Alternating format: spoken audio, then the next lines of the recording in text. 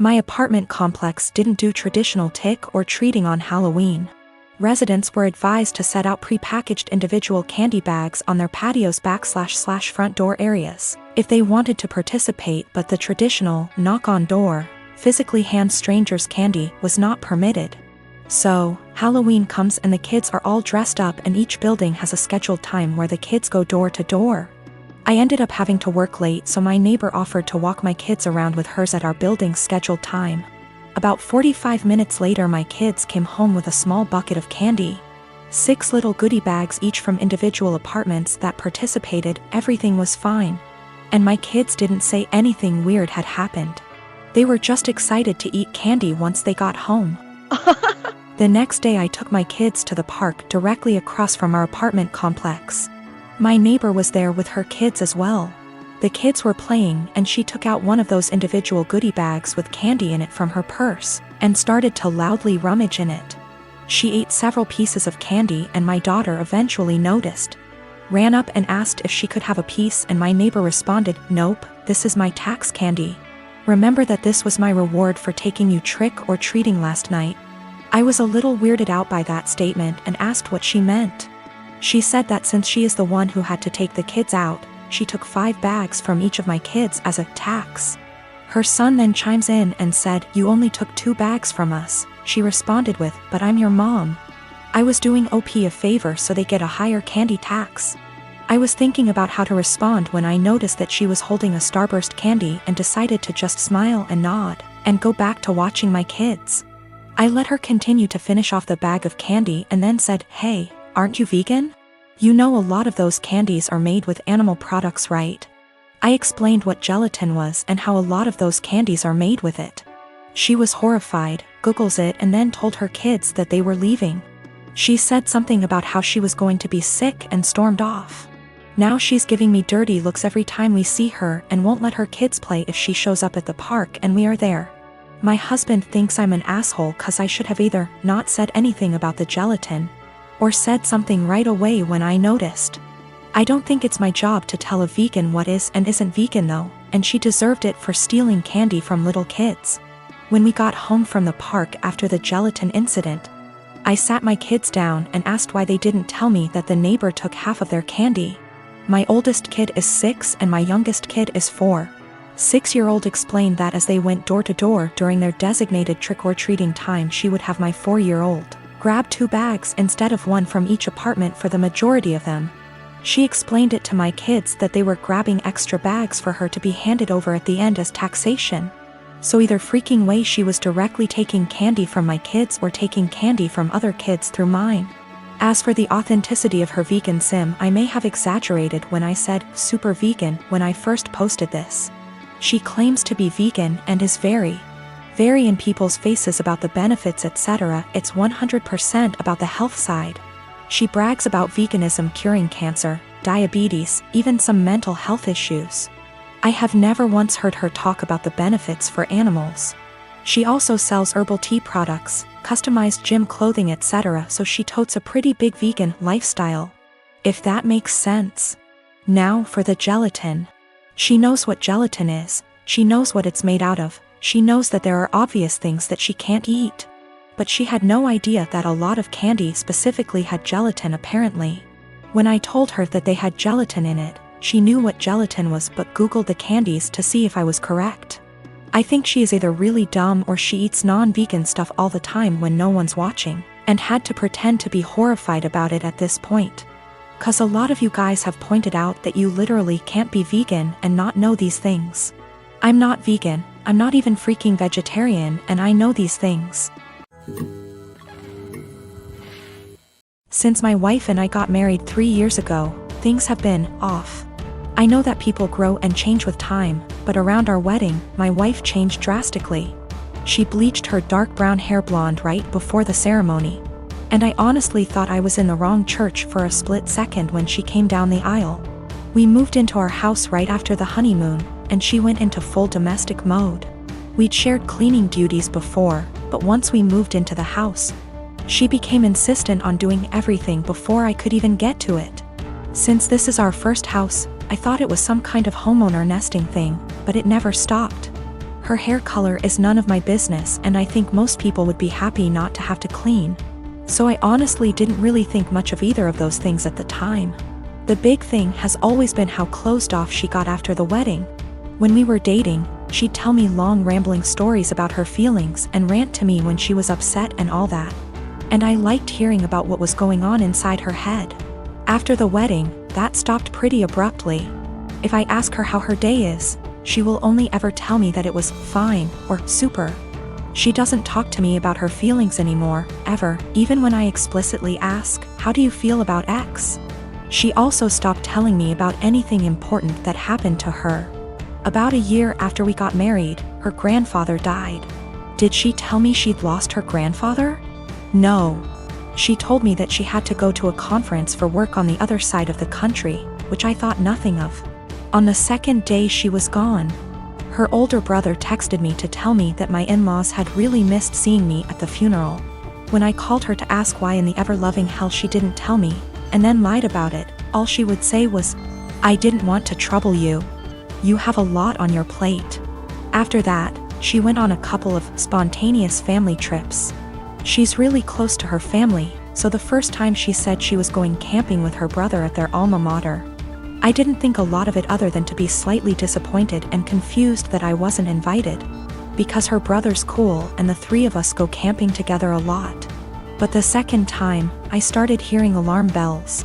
I'd like to say I'm a more secure man, but after the second spontaneous family trip, my wheels started spinning and I started to think that maybe she was cheating. This was a weird insecurity in the back of my mind for a while, since she wasn't showing any other big signs of cheating. She wasn't guarded about her phone and hadn't changed her routine / appearance. A few weeks ago, she told me she was pregnant. I was over the moon about it until I asked her how many weeks along she was, and she nonchalantly said about 12 or 13. She'd been pregnant for like 3 months before she even bothered to tell me. She's not really showing at all, and she doesn't usually drink, so I had been completely in the bloody dark. I honestly hadn't even suspected. That was kind of it for me. I was sure she was cheating, and that it wasn't my kid. I thought there was no possible way that a woman would keep her pregnancy a secret from her husband for 3 months. So I snooped. Yes, I know I was wrong, but I wanted proof that she'd been having an affair before I moved out. One of my best buddies from college is a divorce attorney, and when I asked him what I should do, he sent me the info for a key logger. I installed it on my wife's laptop and was prepared for the worst. Now, I feel like what I found is somehow worse than her cheating. I didn't find any steamy messages, but I found out that she keeps a diary in a Word document that she writes in every day. I know I should have just stopped once I knew she wasn't cheating, but once I saw my name in her diary, I couldn't stop. I read all of it. All 7 separate documents, going back to way before we'd even met. Turns out she's not cheating. She's depressed, hates herself, and has absolutely no trust in me. All of the stuff I've been confused and bothered by has some kind of sad, self-loathing explanation. She hates having blonde hair, but she writes, "I know he'd divorce me if I went back to being a brunette. Because wives are supposed to be blonde almost every week." The "wives are supposed to be" thing is tangled up in everything. She thinks wives are supposed to be quiet, which is why she doesn't talk to me anymore. She thinks wives are supposed to make things easier for their husbands, not harder. Which is why she didn't tell me when her grandfather died. It just goes on and on and on. She didn't tell me when she got a huge promotion and a raise because he'd leave me in a heartbeat if he knew I made more money than he does. Men can't handle that. It hurt to know that she thinks of me as some kind of one-dimensional 1950s husband. And I've been racking my brain to think of anything I could have done to make her think this way. What I can't handle is that she'd lied about the big stuff. I honestly don't know if I can forgive her for not telling me about the miscarriages. The spontaneous family trips were actually her miscarrying 2 of our children, one at 5 weeks, the other at about 10.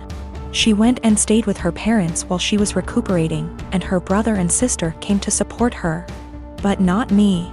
I didn't get to be there for her, because she thinks I would leave her immediately if I knew that she'd killed our children. She's convinced that she caused both miscarriages because she smoked pot for a long time before we got married. For what it's worth, it sounds like her family tried both times to get her to tell me, but she wouldn't. She finally told me about this pregnancy because her parents threatened to tell me she didn't. I'm just absolutely confused. I don't even know what to think right now. I'm just so baffled because everything she says about me in her diary is insanely nice. She goes on for pages and pages about how much she loves me and how she thinks I'm her soulmate and how she would do anything for me. I just can't understand why she thinks that I would leave her. Knowing that she's spent the last 3 years walking on eggshells around me, convinced that I would leave her at the drop of a hat is just so confusing and awful. I feel like our marriage is some kind of lie. The woman I thought was self-confident and ready to take on the world is actually full of self-loathing and really, really depressed. I don't know her at all. She's been suffering silently with depression long before we met. She has no faith in me, no trust. She thinks that every hug and kiss I give her and every "I love you" I say is a lie. I just don't know what to do. She obviously needs serious help, but I don't know how to get it for her. I can't tell her that I read her diary.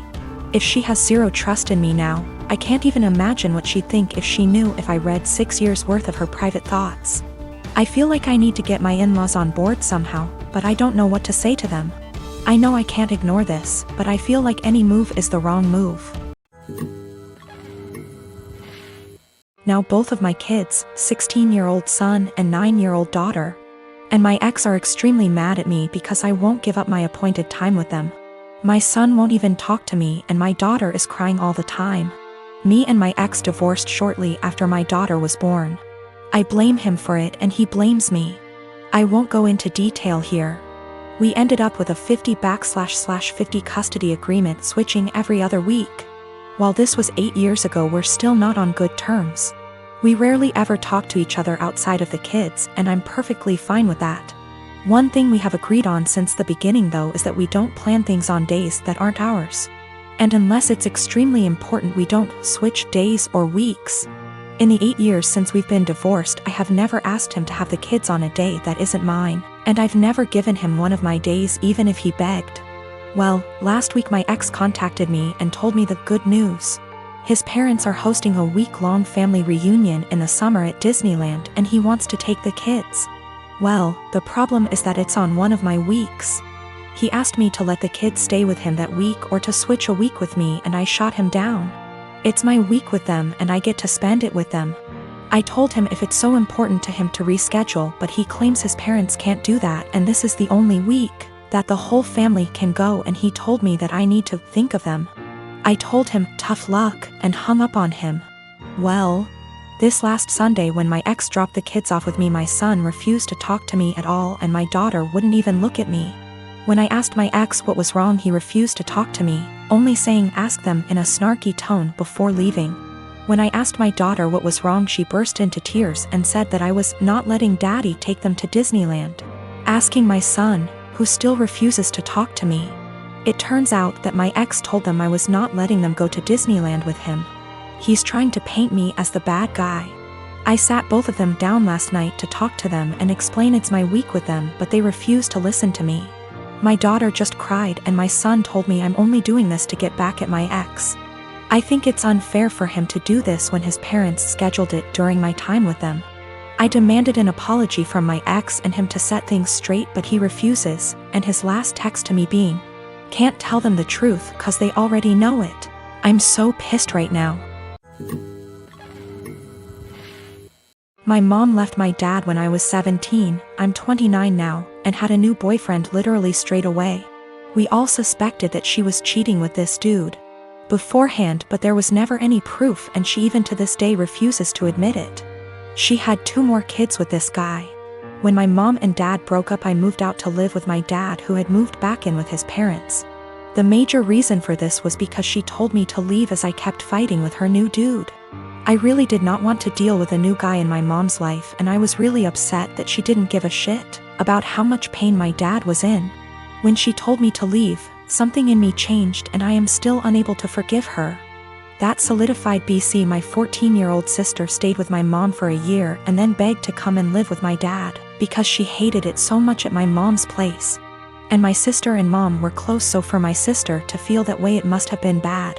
Since I was 18, my grandparents kept pushing me to start a business.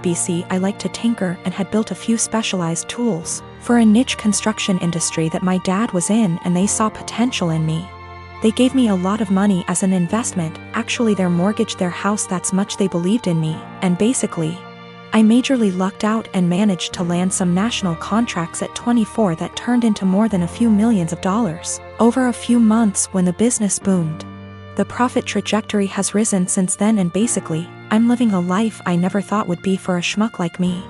I moved my dad, sister, and grandparents out to the East Coast a couple years back, and we've started a new life.